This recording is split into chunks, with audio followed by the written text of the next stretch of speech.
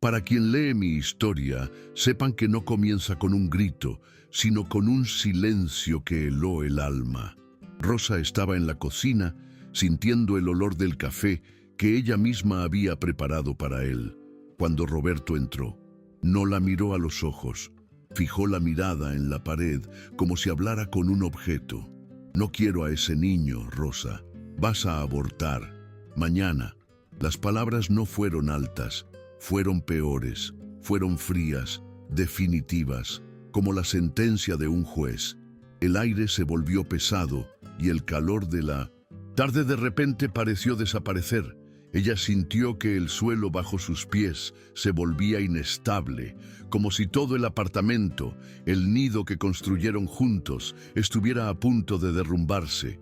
Su mano, por puro instinto, voló hacia su vientre, un gesto de protección que él ni siquiera registró. En ese instante, el hombre que ella amaba se convirtió en un completo extraño. La respuesta de ella fue un susurro, un sí, que apenas atravesó sus labios. Pero ese sí no era para él. Ese sí era para sí misma, para el plan que nacía en medio del caos de su corazón roto. Mientras Roberto veía en su rostro la sumisión que esperaba, lo que él presenciaba, sin saberlo, era el inicio de su propia desaparición. Rosa sintió una claridad aterradora apoderarse de sus pensamientos, una fuerza que no sabía que poseía. No habría más discusiones, ni lágrimas, ni intentos de hacerle entender. Él había trazado una línea y ella, en ese momento, decidió que construiría una muralla. La mentira sería su escudo y su arma. El primer paso para desaparecer de su vida y llevarse consigo el único tesoro que importaba. Los días que siguieron fueron un borrón de planificación silenciosa.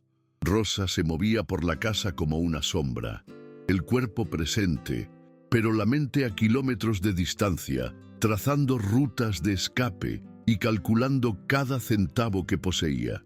Transfirió sus pequeños ahorros a una cuenta nueva, a su nombre de soltera, un nombre que no usaba desde hacía años y que ahora sonaba como una promesa de libertad. Cada objeto que tocaba parecía pertenecer a una vida pasada.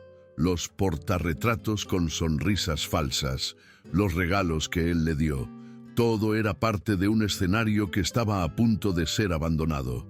El miedo era una corriente helada en sus venas, pero por debajo de él había una roca de determinación, el corazón de su hijo, que sentía latir, aunque de forma sutil, como un secreto solo de ella. Roberto, por su parte, interpretó el silencio de ella como luto y aceptación. La trataba con una delicadeza condescendiente, un cuidado que era más para aliviar su propia conciencia que para consolarla. Le traía té. Le preguntaba si necesitaba algo, pero nunca más tocó el tema, como si la orden cruel que había dado fuera solo un detalle burocrático resuelto. Para Rosa, esa falsa amabilidad era más ofensiva que la propia exigencia. Sentía que el estómago se le revolvía cada vez que él se acercaba, forzando una sonrisa débil, mientras, por dentro, contaba las horas para no tener que ver nunca más su rostro. La casa se había convertido en una celda y él en su carcelero inconsciente. La mañana de la supuesta cita llegó gris y húmeda, un reflejo perfecto del estado de ánimo de Rosa. En el coche, el silencio era tan denso que podía cortarse con un cuchillo. Roberto conducía con los nudillos blancos. El alivio en su postura era casi palpable y para Rosa era nauseabundo. Él se estaba librando de un problema, mientras que ella se estaba librando de toda una vida de mentiras.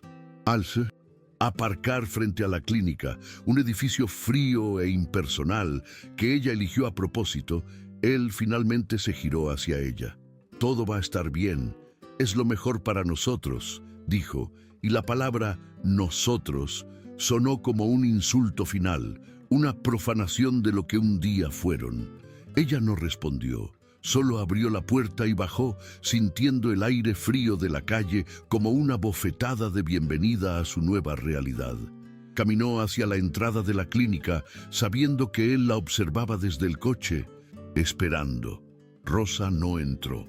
Se quedó allí exactamente 20 minutos, el tiempo que le pareció suficiente para la farsa. Cada segundo era una eternidad, una batalla contra el impulso de mirar hacia atrás. Cuando el tiempo autoimpuesto terminó, respiró hondo, enderezó los hombros y caminó de vuelta al coche. Él bajó la ventanilla, el rostro una mezcla de expectativa y piedad. Ella se inclinó, pero no lo suficiente como para que él pudiera tocarla, y lo miró a los ojos por última vez. Fue entonces cuando pronunció las palabras que ensayó 1000 veces en su mente, la frase que sería su punto final y su nuevo comienzo. «Se acabó», dijo ella, con la voz firme, sin una pizca de emoción. Él frunció el ceño, confundido, pensando que se refería al procedimiento. Ella continuó, clavando cada palabra en su pecho. «Y ya no tienes que preocuparte». Sin esperar una reacción, se dio la vuelta y comenzó a andar, sin mirar atrás, dejándolo con la imagen de su espalda y el peso de una frase de doble sentido. Él no había perdido solo un hijo que nunca quiso. En ese preciso instante, la había perdido a ella para siempre. Roberto tardó unos segundos en procesarlo. Primero, la confusión. Después, un pánico creciente cuando se dio cuenta de que no dejaba de caminar, que su paso era firme y decidido, el paso de quien no vuelve. Abrió la puerta del coche, gritando su nombre, pero la palabra murió en su garganta. La imagen de Rosa alejándose, volviéndose más pequeña y distante, fue la materialización de su fracaso. Cayó de rodillas allí mismo, en la acera sucia. El sonido que salió de su boca no fue humano. Fue el rugido de un animal herido, un lamento que resonó por la calle y que por primera vez estaba cargado de un dolor real. Pero Rosa no miró hacia atrás. Siguió caminando, cada paso llevándola más lejos de él y más cerca de sí misma. La valentía de Rosa para ejecutar un plan tan doloroso, pero necesario, es lo que define el inicio de su viaje de renacimiento. Se eligió a sí misma y a su hijo, aunque eso significara caminar sola. Historias de tal fuerza merecen ser contadas y escuchadas. Si crees en el poder de la superación, te pido que te suscribas al canal para seguir cada paso de la reconstrucción de esta mujer. Esto es solo el comienzo y su fuerza solo crecerá a partir de aquí, te lo garantizo. Mientras Roberto se ahogaba en su propia desesperación en una ciudad que ahora parecía hostil, Rosa estaba en un autobús, cruzando el país en dirección al sur. A cada kilómetro que el paisaje urbano de hormigón y cristal quedaba atrás, reemplazado por montañas verdes y un cielo más amplio, sentía disolverse una capa de opresión. El viaje a Oaxaca era largo, agotador, pero cada bache del camino era un recordatorio de que estaba en movimiento, viva y por primera vez en mucho tiempo en control de su propio destino. Se durmió con la cabeza apoyada en la ventanilla fría, la mano aún sobre el vientre, protegiendo el secreto que la liberó. La llegada a San Jerónimo Tlacochahuaya fue como entrar en otro mundo. El aire era cálido y olía a tierra, a maíz y a flores que no conocía. Las casas de adobe de colores vibrantes parecían abrazar la calle, y la gente la saludaba con un gesto de cabeza, sin la prisa o la indiferencia de la gran ciudad. En la puerta de una casa sencilla, con un jardín repleto de hierbas y cactus, estaba su abuela, doña Mercedes. Una mujer pequeña, de piel arrugada por el sol y ojos que contenían la sabiduría de generaciones. No hizo preguntas. No hubo un interrogatorio sobre por qué su nieta aparecía allí, embarazada y sola. Doña Mercedes solo abrió los brazos y en ese abrazo Rosa se derrumbó. Todo el control, toda la fuerza que necesitó para la huida, toda la armadura que construyó se disolvió en lágrimas silenciosas. Lloró por todo, por el amor que murió, por la violencia que sufrió, por la mentira que se vio obligada a contar, pero sobre todo lloró de alivio. Allí, en ese abrazo que olía a manzanilla y a hogar, estaba a salvo. La abuela solo le acarició el pelo susurrando: «Ya estás en casa, mi niña, aquí nadie te lastima». Y por primera vez, Rosa lo creyó. La vida en San Jerónimo Tlacochaguaya se regía por un ritmo diferente, un ritmo antiguo y natural. Los días de Rosa comenzaban con el canto de los gallos, no con la alarma estridente del móvil. Empezó a ayudar a doña Mercedes en el jardín, sintiendo la tierra bajo sus uñas, aprendiendo el nombre de cada hierba y su propósito. El olor del cilantro y la hierbabuena se mezclaba con el del café fresco, y el sonido de sus manos amasando la masa de maíz para las tortillas se convirtió en la banda sonora de su curación. Era un trabajo simple, físico, que cansaba su cuerpo, pero por primera vez en años, calmaba su mente. Con cada atardecer que pintaba el cielo de naranja y morado, sentía que estaba recuperando no solo a sí misma, sino una conexión con algo más grande. Su abuela era una presencia constante y silenciosa. Doña Mercedes no ofrecía consejos vacíos ni palabras de pena. En cambio, enseñaba con el ejemplo. Le mostraba a Rosa cómo leer las nubes para predecir la lluvia, cómo hablar con las plantas para que crecieran fuertes y, lo más importante, cómo guardar silencio y simplemente escuchar. El corazón sabe las cosas mucho antes de que la cabeza las entienda, mi niña, le dijo una tarde, mientras trenzaba el pelo de Rosa. Solo tienes que aprender a escucharlo de nuevo. Y Rosa estaba aprendiendo. Cada día, el ruido de su vida, pasada en la ciudad, se volvía más bajo, y la voz de su propia intuición, más clara y fuerte. El verdadero punto de inflexión, sin embargo, ocurrió en una pequeña clínica en el pueblo vecino. Acompañada por su abuela, Rosa se hizo su primera ecografía. La sala era modesta, el equipo no era de última generación, pero cuando el médico le pasó el gel frío por el vientre y el sonido llenó la habitación, el mundo se detuvo. Tum tum, tum tum, tum tum. Fuerte, rítmico, insistente. Era el sonido más poderoso que jamás había oído. Eran los tambores de guerra de su bebé, la prueba viva y palpitante de que su lucha, su mentira y su huida no habían sido en vano. Las lágrimas corrieron por su rostro, pero esta vez eran de pura alegría y amor abrumador. Aquel sonido se convirtió en su ancla.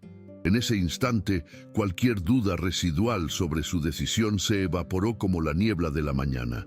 No solo se estaba salvando a sí misma, estaba protegiendo esa vida vibrante, ese corazón que latía al unísono con el suyo. Al salir de la clínica, el sol parecía brillar más fuerte. Miró a doña Mercedes, que sonreía con los ojos, y supo que ya no estaba huyendo de algo. A partir de ese momento, estaba caminando hacia un futuro para dos. El miedo había dado paso a una ferocidad protectora que abrazó con toda su alma. Sería madre y haría todo lo posible para ser la mejor del mundo. Mientras tanto, a cientos de kilómetros de distancia, el apartamento de Roberto se había transformado en un mausoleo. El silencio era su compañero constante, un silencio acusador que gritaba el nombre de Rosa en cada rincón. El polvo comenzaba a acumularse sobre los muebles que ella eligió con tanto cariño. La taza de café favorita de ella todavía estaba en el fregadero, donde la dejó. Él no tuvo el valor de moverla. Las noches eran las peores. Daba vueltas en la cama. El espacio vacío a su lado era una presencia fría y aplastante. Llamaba a su número decenas de veces al día, solo para ser recibido por el mensaje impersonal. Este número de teléfono no existe. La soledad lo carcomía por dentro y la culpa era un veneno lento. Empezó a beber, no por placer, sino con la esperanza de silenciar los recuerdos. No funcionaba. Cada trago solo hacía más nítida la imagen de ella en su mente. La forma en que reía, el olor de su pelo, la confianza en sus ojos antes de que él la rompiera. Intentó llamar a sus padres, quienes lo trataron con una frialdad cortante, afirmando no saber dónde estaba su hija. Buscó a sus pocas amigas, que lo miraron con desprecio y le cerraron la puerta en la cara. Roberto estaba completamente aislado, atrapado en el infierno que él mismo construyó con su crueldad y su egoísmo. La revelación final de su estupidez llegó en una tarde lluviosa. En un acto de desesperación por cambiar algo, cualquier cosa, decidió ordenar el armario, donar la ropa que ya no usaba. Al coger una chaqueta vieja, un pequeño trozo de papel doblado cayó de su bolsillo. Lo recogió, curioso. Al desdoblarlo, su corazón se detuvo. La delicada caligrafía de Rosa decía: «Para que te acuerdes de mí durante tu reunión aburrida. Te quiero». No recordaba la nota, no recordaba haberla recibido, y esa constatación lo golpeó con la fuerza de un puñetazo en el estómago. Aquella pequeña nota fue la llave que abrió las compuertas. Con manos temblorosas comenzó una búsqueda frenética, revolviendo bolsillos de abrigos, carteras viejas, la guantera del coche, y los encontraba uno tras otro, pequeños billetes escondidos como tesoros que él nunca había valorado. «Espero que tu día sea tan bonito como tu sonrisa. No te olvides de almorzar. Con amor, tu Rosa. Estoy contando las horas para que llegues a casa». Cada palabra de amor era una puñalada en su conciencia, la prueba irrefutable de una devoción que él había tratado como basura. Cayó al suelo de la habitación, rodeado de aquellos pequeños fantasmas de papel. El arrepentimiento que sintió no fue solo tristeza, fue un dolor físico violento que lo desgarró por dentro. Sollozó, un llanto feo, desesperado, de un hombre que finalmente entendió la dimensión de lo que había perdido. No era solo una esposa o una familia. Había perdido a la única persona en el mundo que lo amaba incondicionalmente y la había expulsado con sus propias manos. En ese suelo frío, Roberto se deshizo en pedazos, comprendiendo que la mujer a la que echó era su único y verdadero hogar. El abismo entre la paz de Rosa y el tormento de Minos de Snain. Roberto parece insuperable. Él está en el fondo del pozo, enfrentando la verdad de sus actos, mientras ella se reconstruye lejos de todo. ¿Será genuino su arrepentimiento? Y, más importante, ¿tendrá algún día la oportunidad de demostrarlo? Para no perder ningún detalle de este complejo viaje, suscríbete al canal y activa las notificaciones. El camino hacia la redención, si es que existe, apenas está comenzando. Tras el colapso, la culpa de Roberto se transformó en una obsesión febril. Encontrarla ya no era una opción, era una necesidad, lo único que podría dar algún sentido a su existencia miserable. Pasó días conduciendo sin rumbo por la ciudad, sus ojos barriendo multitudes, cafés y parques, con la esperanza insensata de un encuentro casual. Cada mujer con el pelo oscuro y largo hacía que su corazón se disparara, solo para ser seguido por una ola de decepción. Estaba cazando un fantasma, buscando a una mujer cuya esencia él mismo había destruido. No entendía que la Rosa que buscaba ya no estaba en la ciudad, ni en ningún lugar al que pudiera llegar con su coche o su dinero. La Rosa que él conocía, la mujer que dejaba notas en sus bolsillos y lo esperaba en casa, había muerto ese día, en la acera frente a la clínica. La mujer que existía ahora estaba en un lugar que él ni siquiera sabía que estaba en el mapa, siendo nutrida por la tierra, por el sol y por el amor de su abuela. Ella estaba floreciendo en su exilio, mientras él se marchitaba en su libertad vacía. Pasaron los meses. Para Rosa, en Oaxaca, el tiempo estaba marcado por el crecimiento de su vientre y por la paz que se instalaba en su corazón. Para Roberto, el tiempo era una espiral de días grises y noches de insomnio. La búsqueda frenética se había transformado en una desesperación silenciosa, una resignación amarga. Iba al trabajo, volvía a casa, existía. Fue durante un viaje de negocios obligatorio a Guadalajara que el destino, o quizás una fuerza mayor, intervino. Estaba sentado en un banco en la Plaza de Armas, observando la vida pasar sin ver realmente, cuando el destello de un vestido floreado le llamó la atención.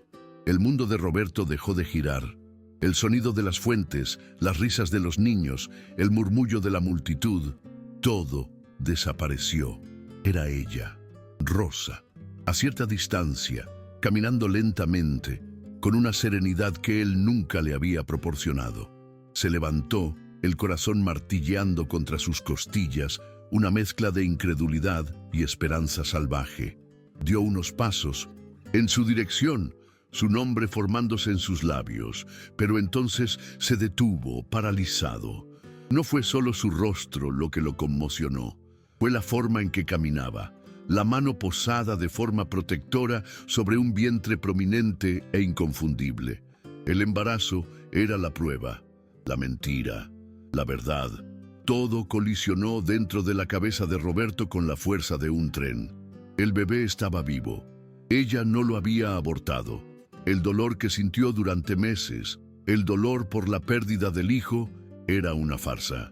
Pero, sorprendentemente, lo que lo inundó no fue ira por su mentira, sino una ola abrumadora de comprensión. Él no había sido la víctima de una mentira. Había sido el autor de la crueldad que la hizo necesaria. Él la forzó a ello. La acorraló de tal manera que su única salida fue crear una realidad completamente nueva, una donde él no existía. En ese momento, en la plaza de Guadalajara, el Roberto egoísta, que se ahogaba en autocompasión, murió. Su dolor, su soledad, su arrepentimiento, todo eso pareció pequeño, insignificante, ante la magnitud del sacrificio de ella. Había enfrentado el mundo sola, embarazada, para proteger a su hijo. El niño que él rechazó estaba a salvo gracias a la valentía de ella. Una nueva emoción, más fuerte que la culpa, se apoderó de él. Una necesidad desesperada de ser digno. No de su amor, eso sentía que lo había perdido para siempre, sino digno de su respeto y del derecho a ser el padre de ese niño. Su búsqueda recomenzó, pero con un propósito diferente. Ya no era para aliviar su dolor, sino para encontrar un camino hacia la redención. Volvió a su apartamento y lo revolvió todo, ya no en busca de notas de amor, sino de cualquier pista, cualquier hilo que pudiera llevarlo hasta ella. Fue entonces cuando encontró en el fondo de un cajón una vieja tarjeta de cumpleaños que ella había recibido años antes.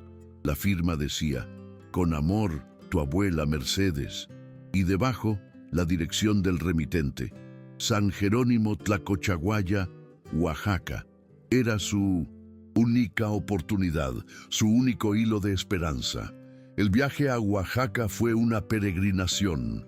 Ya no era el ejecutivo seguro de sí mismo en su coche de lujo. Era un hombre roto, conduciendo por caminos polvorientos en un coche de alquiler, con el corazón en un puño. Cada kilómetro era una mezcla de ansiedad y oración. ¿Y si ella lo echaba?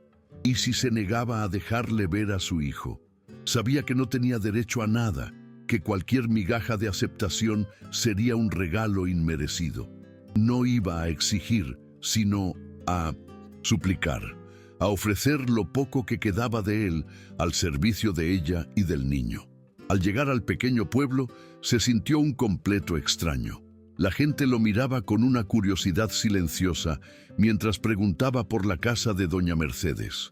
Cada mirada parecía juzgarlo, y quizás lo hacían. Finalmente encontró la casa sencilla con el jardín de hierbas, exactamente como la postal en su mente. Respiró hondo, el olor a tierra y flores llenando sus pulmones, y llamó a la puerta de madera. todo su futuro. Dependía de la persona que la abriera. No fue Rosa quien atendió. Fue una mujer mayor, pequeña de estatura, pero con una presencia que parecía llenar todo el espacio. Sus ojos oscuros y sabios lo evaluaron de arriba a abajo, y él sintió como si ella pudiera ver cada uno de sus pecados. Era doña Mercedes. Apenas pudo balbucear su nombre, explicar quién era. La abuela no mostró sorpresa, solo lo escuchó y, cuando terminó, su mirada no se suavizó. Ella era la guardiana de la paz de su nieta, y no sería fácilmente conmovida. Lo dejó en el porche durante largos minutos, un tiempo que usó para confrontar la posibilidad de ser echado de allí. Cuando volvió, su decisión estaba tomada y sus palabras fueron como piedras, sólidas e innegociables. «Mi nieta está bien sin ti», comenzó con la voz tranquila pero firme. «Pero el niño va a nacer y necesitará de todo, así que puedes quedarte. Pero escucha bien». Se acercó y él sintió todo el peso de su condición. «Quédate, pero sin romance, sin promesas, solo presencia, solo trabajo. Ella no necesita un hombre, necesita ayuda. Y el bebé, un padre. ¿Aceptas?» Roberto sintió que las lágrimas le asomaban a los ojos, no de tristeza, sino de una gratitud abrumadora. Era más de lo que merecía. Era una puerta entreabierta cuando esperaba un muro. Asintió, incapaz de hablar. Ese sí fue el primer acto de su nueva vida, un voto de humildad y servicio. No estaba allí para reconquistar a Rosa. Estaba allí para, quizás, algún día, merecer a la familia que casi destruyó por completo. La prueba apenas estaba comenzando. El viaje de Roberto para convertirse en el hombre que Rosa y su hijo merecen será largo y lleno de desafíos. Está dispuesto a pagar el precio, pero ¿podrá Rosa algún día mirarlo y ver algo más allá del dolor que le causó? Esta es la última llamada. Si quieres presenciar esta difícil reconstrucción y ver si el amor puede realmente florecer de las cenizas del perdón, suscríbete ahora y únete a nuestra comunidad. La parte Sunto, más transformadora de esta historia, está a punto de comenzar. Doña Mercedes lo llevó a una pequeña habitación en la parte trasera de la propiedad, sencilla y limpia, con solo una cama y una silla. «Tú duermes aquí, comes con nosotros, trabajas a partir de mañana, al amanecer», le instruyó sin ceremonia. Y así fue como Roberto, el hombre que un día dirigió reuniones y cerró grandes negocios, se convirtió en un ayudante silencioso en una aldea remota de Oaxaca. No cuestionó, no se quejó. Simplemente aceptó, con el corazón lleno de una extraña y humilde paz. Aquella pequeña habitación era su monasterio, el lugar donde comenzaría a expiar sus pecados, no con palabras, sino con el sudor de su frente. El primer día de trabajo de Roberto comenzó incluso antes de que saliera el sol. Doña Mercedes le indicó que barriera el patio de tierra, alimentara a las gallinas y arreglara una cerca tambaleante en la parte de atrás. Para un hombre acostumbrado al aire acondicionado de una oficina y a la comodidad de una silla de cuero, el trabajo era duro y su cuerpo protestaba. Sus manos, antes suaves, pronto se llenaron de callos y ampollas. Pero no se quejó. Cada gota de sudor, cada dolor muscular, era una penitencia que aceptaba de buen grado. Era una forma de purificarse, de volverse útil, de una manera que nunca antes lo había sido. El primer encuentro con Rosa, después de su llegada, fue tan tenso como imaginaba. Ella salió al patio a tender algo de ropa y se detuvo al verlo. Sus miradas se cruzaron por un segundo y en la de ella había un universo de dolor, rabia y sorpresa. No dijo una palabra. Simplemente se dio la vuelta y continuó con su tarea, ignorándolo como si fuera parte del paisaje. Roberto sintió una punzada en el pecho, pero la aceptó. Mantuvo la cabeza baja y continuó su trabajo. No estaba allí para forzar su presencia, sino para ofrecerla silenciosamente, día tras día, hasta que quizás algún día se volviera soportable. Las semanas se convirtieron en un mes y luego en 2. La rutina se estableció. Roberto era siempre el primero en despertar y el último en retirarse a su pequeña habitación. Arregló el tejado que goteaba, deshierbó el jardín, acarreó agua del pozo y fue al mercado del pueblo siempre que doña Mercedes se lo pedía. Hablaba poco, principalmente con la abuela, sobre las tareas del día. Con Rosa, la comunicación era nula. La observaba desde lejos, veía cómo crecía su vientre y su andar se volvía más lento. Se preocupaba, pero se lo guardaba para sí, respetando la muralla que ella mantenía erigida. La primera grieta en la muralla apareció de forma inesperada. Una tarde, mientras intentaba arreglar la pata de una silla vieja en el patio, Roberto perdió el equilibrio y tropezó con una de las gallinas que picoteaban por allí. La escena fue tan torpe y ridícula que entre dientes Rosa soltó un sonido. No fue una carcajada, pero fue más que un suspiro. Fue un soplo de risa, rápidamente contenido, pero él lo oyó. Ese día sintió una chispa de esperanza. Fue la primera vez en meses que provocaba en ella algo que no fuera dolor. Después de eso, pequeñas cosas comenzaron a cambiar. Un día, ella intentaba alcanzar un tarro en el estante más alto de la cocina. Antes de que él pudiera pensar, se acercó, tomó el tarro y se lo entregó. Sus dedos se rozaron por una fracción de segundo.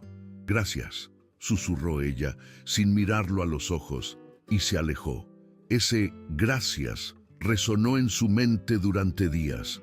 No era perdón ni aceptación, pero era un reconocimiento. Él estaba allí, y de alguna manera le había sido útil. La convivencia se convirtió en un ballet silencioso de coexistencia. Aprendió a anticipar sus necesidades. Dejaba un cubo de agua tibia para que ella descansara los pies hinchados al final del día. Se aseguraba de que el camino hasta el baño exterior estuviera siempre bien iluminado durante la noche. Nunca pedía nada a cambio, ni siquiera una mirada. Sus actos eran su oración, su forma de decir: «Lo siento, estoy aquí, me importas». Y Rosa, aunque todavía resguardada por sus cicatrices, comenzó a observar. Veía el cansancio en sus hombros, la dedicación en sus manos heridas, la humildad en su mirada. El hombre que la había roto estaba, pieza por pieza, intentando reconstruirse. La noche en que su hija decidió venir al mundo fue caótica y lluviosa. Las contracciones de Rosa comenzaron fuertes y rápidas, tomando a todos por sorpresa. Doña Mercedes, a pesar de su calma habitual, sabía que el parto sería difícil y que necesitaban llegar al hospital en el pueblo vecino. No había tiempo que perder. Se giró hacia Roberto, que estaba de pie en la puerta, pálido y asustado. «Coge la llave del coche, ahora», le ordenó, y él, por primera vez, sintió que su propósito allí era mayor que solo arreglar cercas. El viaje por el camino de tierra lleno de baches, bajo una lluvia torrencial, fue el más largo de la vida de Roberto. Agarraba el volante con fuerza, los ojos fijos en la carretera, mientras escuchaba los gemidos de dolor de Rosa en el asiento trasero, amparada por la abuela. Quería decir algo, cualquier cosa para consolarla, pero sabía que las palabras eran inútiles. Así que se concentró en ser lo que ella necesitaba que él fuera en ese momento. Un puerto seguro, un conductor firme que los llevaría a la seguridad. En medio de una contracción particularmente fuerte, la oyó gritar y su corazón se partió por no poder quitarle el dolor. En el hospital, la situación era urgente. Mientras las enfermeras preparaban a Rosa, ella parecía pequeña y asustada en la camilla. En un momento de pánico y dolor, cuando la abuela se alejó para hablar con el médico, la mano de Rosa se extendió en el aire, buscando algo a lo que aferrarse. Sin dudarlo, Roberto se acercó y puso su mano en la de ella. Lo agarró con una fuerza sorprendente, sus dedos entrelazándose con los de él. No fue un gesto de amor, sino de cruda necesidad. Y para él lo fue todo. No la soltó más. Permaneció a su lado durante todo el trabajo de parto, sosteniendo su mano, secando su rostro con un paño húmedo, susurrando palabras de aliento que ni siquiera sabía de dónde venían.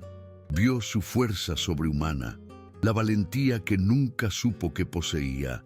Y entonces, tras horas de lucha, el sonido más milagroso llenó la sala. El llanto fuerte y saludable de un bebé, su hija. El cansancio y el dolor desaparecieron de los rostros de todos, reemplazados por un asombro reverente.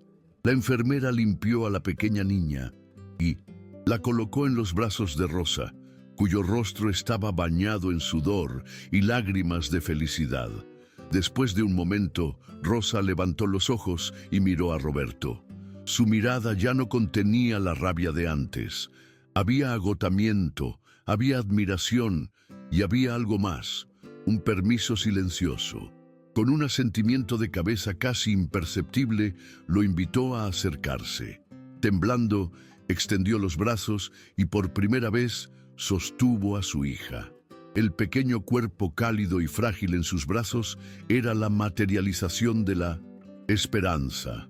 Lloró, un llanto silencioso de gratitud, y supo que ese momento era el verdadero comienzo de todo. El tiempo, el gran sanador, siguió su curso. Un año después, la casa en San Jerónimo, Tlacochaguaya, respiraba una nueva armonía. La pequeña Luna, con los ojos oscuros del padre y la sonrisa terca de la madre, era el centro de ese pequeño universo. Roberto ahora trabajaba en la construcción en una ciudad cercana, un trabajo honesto y pesado que le daba dignidad. Llegaba a casa todos los santos días cubierto de polvo, pero con el corazón ligero, ansioso por tomar a su hija en brazos y ver su sonrisa sin dientes. La dinámica entre él y Rosa se había transformado en una asociación silenciosa y eficaz. Cuidaban de Luna juntos, dividiendo las tareas sin necesidad de palabras. Los silencios entre ellos ya no estaban cargados de resentimiento, sino que eran cómodos, llenos de la rutina compartida y del sonido de la risa de su hija. El perdón nunca fue formalmente pedido o concedido. Se construyó ladrillo a ladrillo con las acciones diarias de Roberto y la aceptación gradual de Rosa. Ella veía al hombre en que se había convertido, un padre dedicado, un compañero confiable.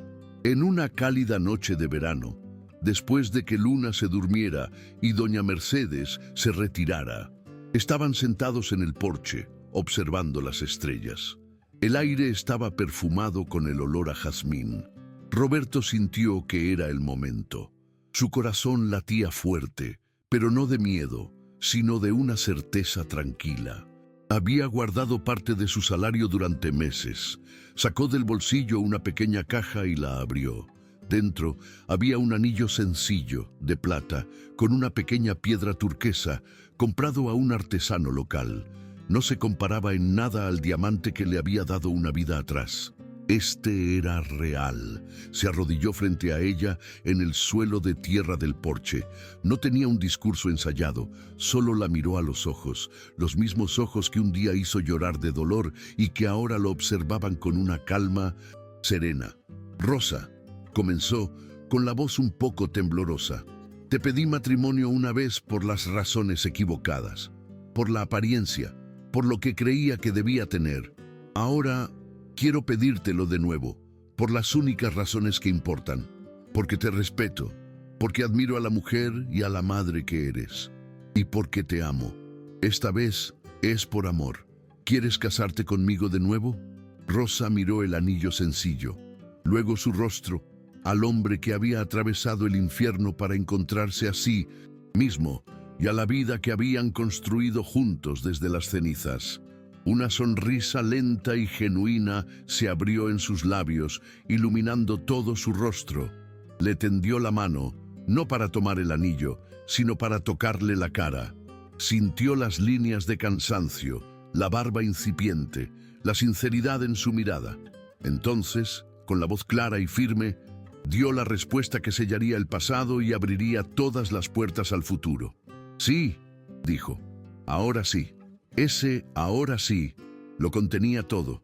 Contenía el dolor, la mentira, la huida, el arrepentimiento, el trabajo duro, el nacimiento de su hija y la lenta y cuidadosa reconstrucción de la confianza. No era un nuevo comienzo que ignoraba el pasado, sino uno que lo honraba, reconociendo que cada paso doloroso de ese viaje había sido necesario para llevarlos hasta allí, a ese porche estrellado, ya no como dos personas rotas, sino como una familia entera, lista para comenzar su verdadero y fueron felices para siempre.